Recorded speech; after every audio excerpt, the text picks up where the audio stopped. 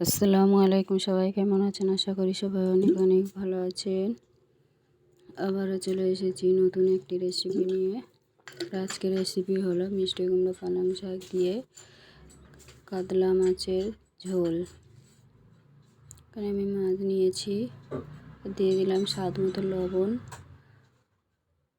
দিয়ে দেবো হলুদ গুঁড়ো, লাল মরিচের গুঁড়ো দিয়ে ভালো করে মিশিয়ে নেব। মাছটা মাখানো হয়ে গেছে, কড়া বসিয়ে দিয়েছি, দিয়ে দেবো পরিমাণ মতো তেল, দিয়ে এবারে মাছগুলো আমি দিয়ে দেবো। তেলটা গরম হয়ে গেলে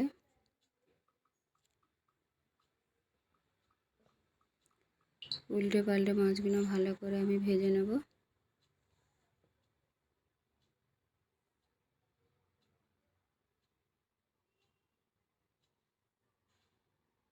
মাছগুলো আমার ভাজা রেডি হয়ে গেছে। এবারে একটা কড়া বসিয়ে দিয়েছি, দিয়ে পরিমাণ মতো তেল, পেঁয়াজ কুচি দিয়ে দিয়েছি। পেঁয়াজটা ভালো করে ভেজে নেব। ভাজা ভাজা হয়ে গেলে এখানে আমি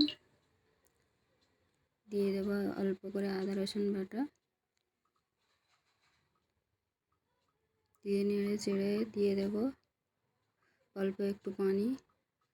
পানিটা দিয়ে এবারে একটু জিরে বা সরিষা বাটা দিয়ে দিচ্ছি,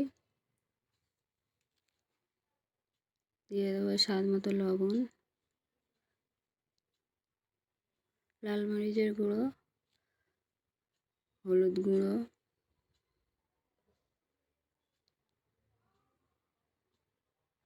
দিয়ে ভালো করে নেড়ে চেড়ে এইভাবে ঝোলটাকে একটু ফুটে উঠলে এবারে এর মধ্যে দিয়ে দেবো সবজিগুলো। দিয়ে দিয়েছি মিষ্টি কুমড়ো, আলু আর পালং শাক, সবগুলো দিয়ে এবারে আমি কড়াটাকে ঢেকে রেখে দেবো কিছুক্ষণ পরে কড়াটা এবারে আমি এটাকে ভালো করে নেড়ে দেবো।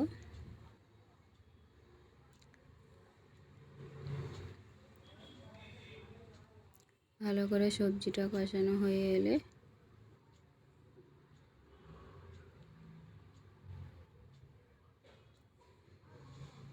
এবারে আমি এর মধ্যে পরিমাণ মতো পানি দিয়ে দেব। পানিটা দিয়ে এবারে ঢেকে দেব আমি, একটু নেড়ে চেড়ে ফুটে ওঠা পর্যন্ত। ফুটে উঠেছে, এবারে আমি এর মধ্যে দিয়ে ভাজা মাছগুলোকে দিয়ে দেব। ভাজা মাছগুলো দিয়ে আবারও ঢেকে দেব যতক্ষণ না তরকারি রেডি হবে। তরকারিটা আমার রেডি হয়ে গেছে। এবার চুলাটা আমি বন্ধ করে দিয়ে ঠান্ডা করে দেখাবো। তরকারিটা আমার রেডি হয়ে গেছে। এবারে আমি এটাকে একটা পাটির মধ্যে মিক্সিং বোলের মধ্যে নিয়ে আপনাদের দেখাচ্ছি কেমন হয়েছে। দেখুন, দারুণ হয়েছে। এইভাবে একবার হলেও বাড়িতে বানিয়ে দেখবেন, আর কেমন হয়েছে আমাকে কমেন্ট করে জানাবেন। ভালো লাগলে লাইক বেশি বেশি